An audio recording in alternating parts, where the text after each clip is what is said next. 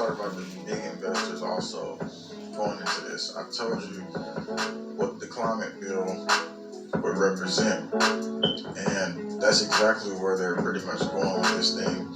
If you look on UN News, what do they say? 2021 is a crucial year for climate change. UN chief tells member states, basically telling everybody everywhere that that's the top priority, and this is what they're seeking to do.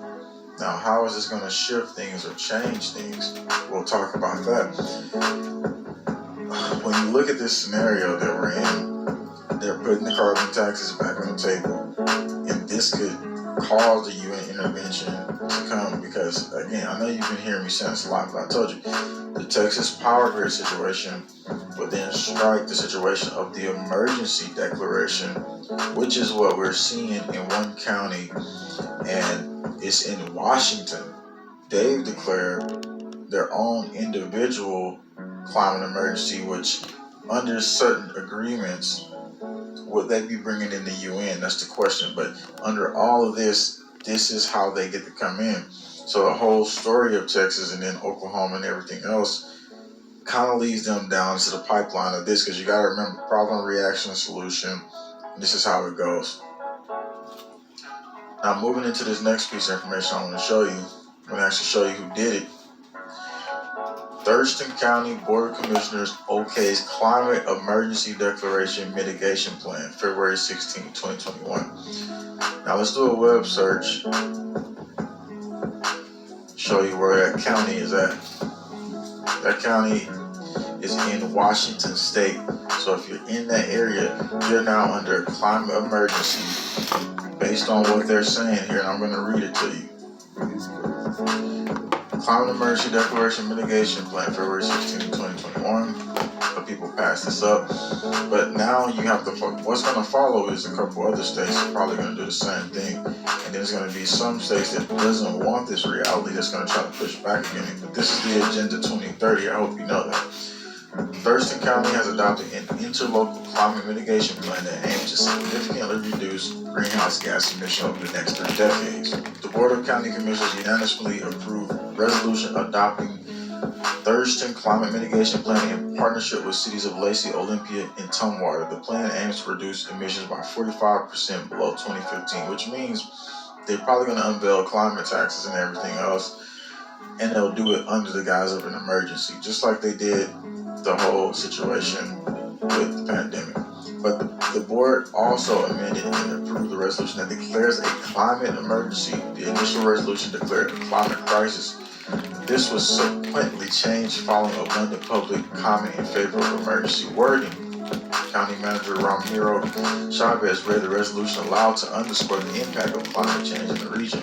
Among other effects, climate change will reduce regional snowpack, increase the risk of wildlife affected areas.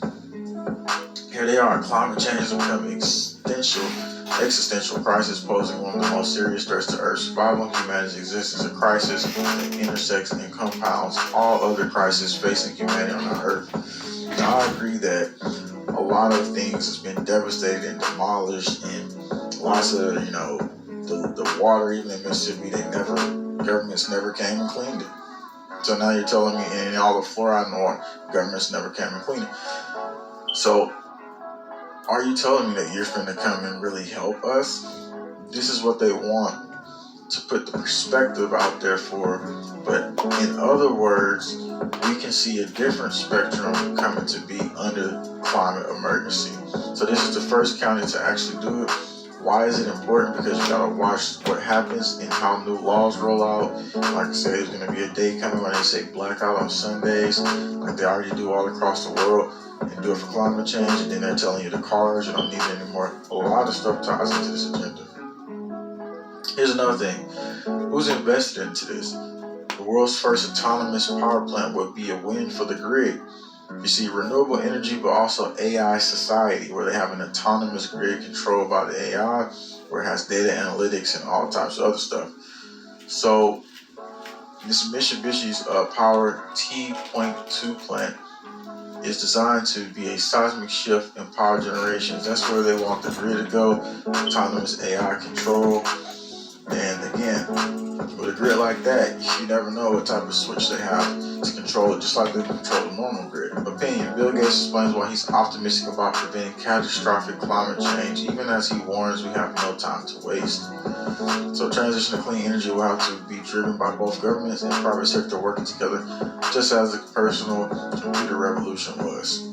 And so he has his hands written over the energy solution, supposedly, right? The energy solution is written on his hands. And obviously, entire UN and other corporate governments and everything else. Project Syndicate this month. I don't know why that just happened. But anyway, let's go back up. Alright, so here we are. Project Syndicate.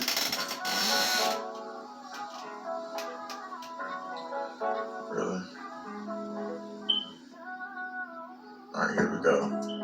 Project Syndicate this month, Bill Gates published his new book, How to Avoid Climate Disaster, Solutions We Have and the Breakthroughs We Need. That's right, Bill Gates is the solution to everything pretty much that's happening. So I just wanted to update you on that. And Biden has not signed an emergency order yet for that situation, but that's what I'm looking at and watching and hoping it doesn't come. But if you see counties, state by state, declaring this, it's because the grid situation, they used it, and that's how they're going to start the next impending situation. What do you think about this? Leave your comments in the comment box below. Thanks for tuning in. Please give us a like, because human interaction is the only thing that pushes us out. Share it and let people know. Well, in the wake of, the situation with the Capitol, which was obviously set up by FBI agents, operatives, all of it was coming out already anyway. And that's not to say that the people that went in there wasn't led into a trap. They were led into a trap. But this awakened a whole new dawning of a new age. And secondly, on the news yesterday, if you didn't hear what they said, they were talking about drone strikes on Americans. And you gotta remember, it's not just about us. They're even weeding out certain troops. So the question is the Shadow Gov activated, or are they going to be activated? And I'm going to go into something TruthFlix put out yesterday that was pretty interesting. And it's called Directive 51. We're going to talk about that here in just a second. Thanks for tuning in to JW TV. Give us a like, thumbs up. We're getting out this hefty load of information. The question is, will you be targeted under this agenda? Let's get into it. February 18, 2021. Biden administration is leaning on FEMA agencies to help state and local authorities combat, extremism in the U.S. The new guidance directed by Homeland Security was announced by FEMA to state and local officials in a briefing last week. An administration official said, agency often associated with storm and emergency relief efforts plans to increase funding for states and cities to focus on the pursuit of DE, which is obviously domestic extremist groups, doubling down on the agency's efforts to combat that extremism, a FEMA source told CNN. And it says the Trump White House general lack of interest in addressing the problem of right-wing extremism, which they give you this paradigm already. They give you a paradigm that it's not left-wing extremism. It's not just, basically they're not saying that let's just come after the problem. Instead, they're picking a side to come after. It says has forced the Biden administration to essentially start from scratch as it conducts a variety of threat assessments. Officials acknowledge they must first understand the scope of the problem before they can begin to counter it. So, in the town hall with CNN Tuesday night, President Biden said domestic terror is the greatest threat in the U.S. And so, again, this is what they're planning to do. They want FEMA to do that. FEMA is a separate branch of Department of Homeland Security. If you look on all the movies and stuff like that, and if you look at Colony, that's the agency they actually use to do the domestic war roundup on the so-called insurgents. Now check this out. This was on the news yesterday, everybody. And what do you think? Do you think this is going to be an honest roundup of the people who's been out, crashing stuff and doing the most violent stuff, and then all those groups who, just Antifa, anybody who's doing anything radicalized and won't let people live in peace, won't let people just simply go to the store, attacking people and just doing random stuff. Will they actually do that? No, because the agenda always leads up to a bigger piece and perspective. But in your words, what do you think is going to happen? I want to see in the comment section below. Here's another thing. So they're pretty much excitement incitement of violence by inciting violence himself. This is MSNBC. Nicole Wallace suggests that we use domestic drone strikes on Americans as a solution to lock down protesters. This was let's go ahead and play this clip. This is on the news here, where they're now openly just discussing this. So let's go into this report, and then I'm going to talk about Directive 51 at the end of this live stream. So I'm going to let you hear this now.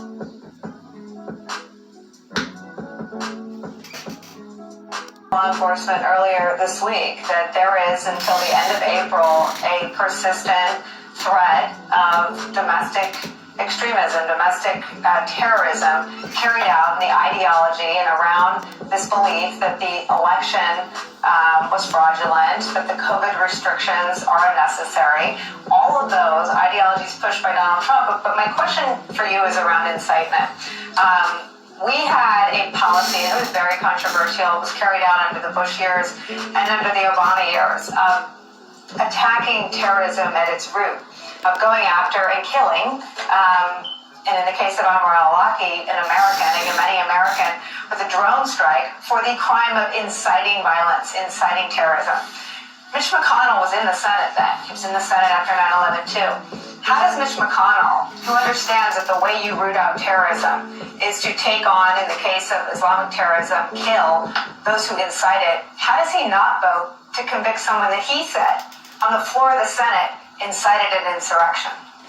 So there they are right there, telling you everything you want to know. They want the drone strikes. That's what they want.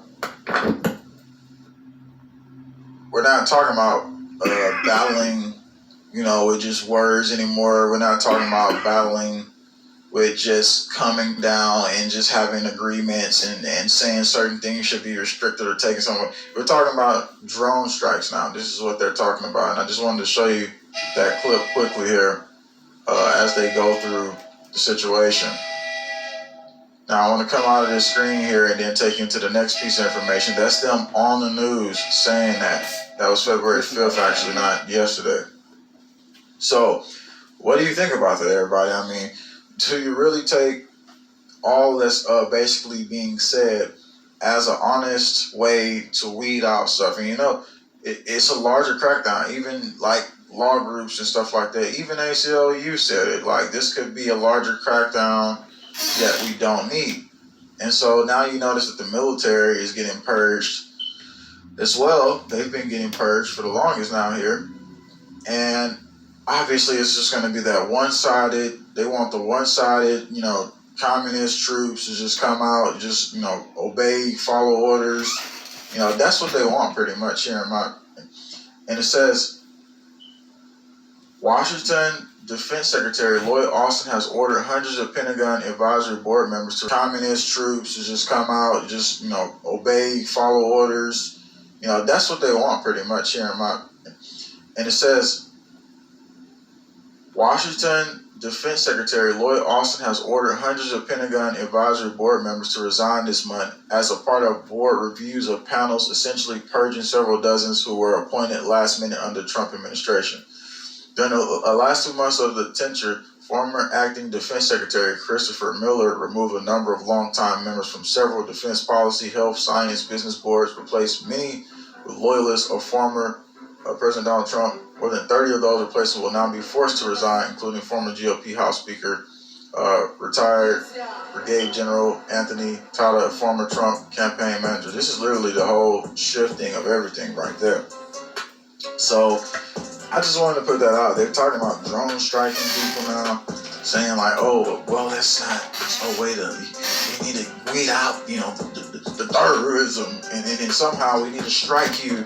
That's inciting violence. So I don't think that should be the answer. I don't think that should be promoted widely on the news. I was simply showing the clip because I'm surprised that they even have it up with all the restrictions in place. But U.S. warns war with China. India prepares 60,000 troops to deploy at Black border. While China has been extremely efficient in building infrastructure in the region, India also added another feather in its cap with the inauguration of the Atal Tunnel in the Himalayan region connecting Manali to Leh Ladakh.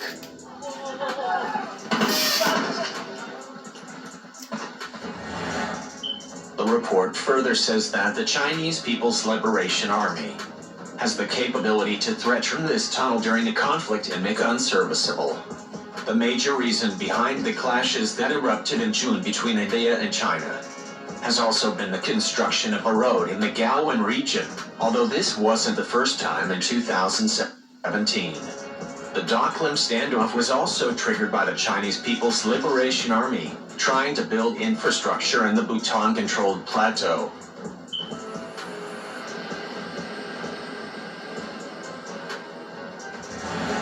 Beijing has accused India of continuously building roads in the disputed region.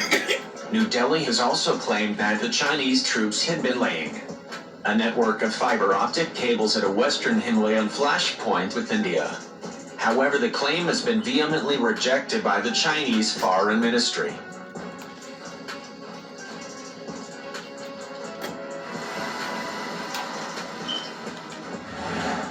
Based on the two sides' consensus, no side should engage in the border areas in any activities that might complicate the situation by undermining efforts by the two sides to ease the situation.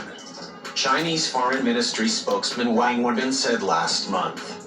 He further said that China doesn't recognize the Union territory of Ladakh, illegally established by India, and opposes infrastructure construction in disputed border areas for military control purposes.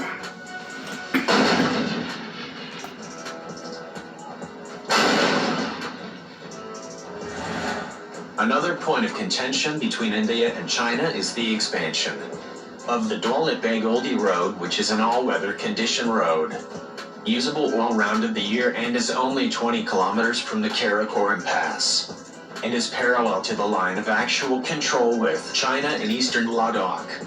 The airport is located at an altitude of 4,274 meters above sea level and is only 200 kilometers away from the contentious Pangong Lake.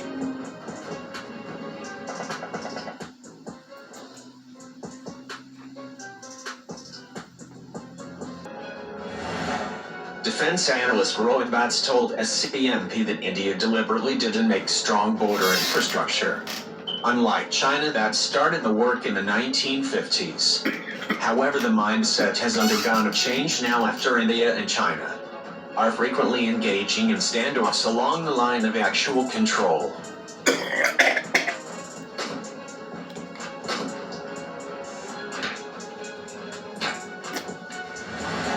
The U.S. warns India. Meanwhile, the U.S. National Security Advisor Robert O'Brien said, "The time has come for New Delhi to accept a dialogue and agreements. Will not persuade or compel China to change its ways."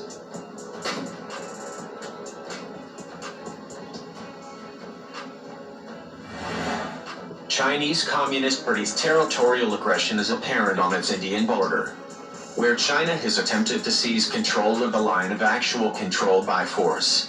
The comments coincide with the statements of the U.S. Secretary of State Mike Pompeo, who said on Friday that India was facing a 60,000 troop buildup in eastern Ladakh. Who has led the U.S. diplomatic effort against China, was speaking after attending the second Quad ministerial meeting in Tokyo earlier this week.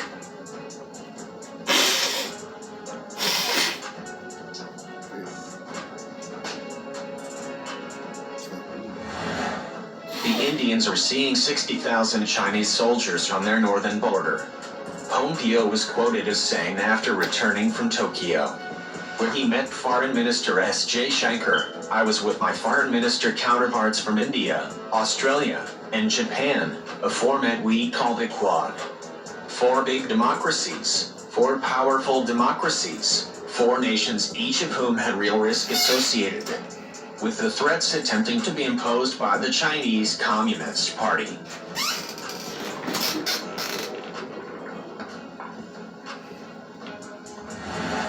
These statements from the U.S. comes a few days before the next round of talks between Indian and Chinese military commanders that are expected to be held in Ladakh. The U.S. would want conflicts between India and China to widen so that New Delhi would have no option but to join the U.S.-led Asian bloc in the Quad against Beijing.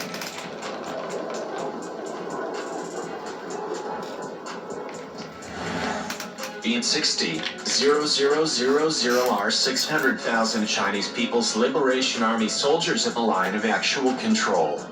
India has also deployed its troops and defense equipment in proportionate numbers, and are capable of matching the Chinese, blow for a blow.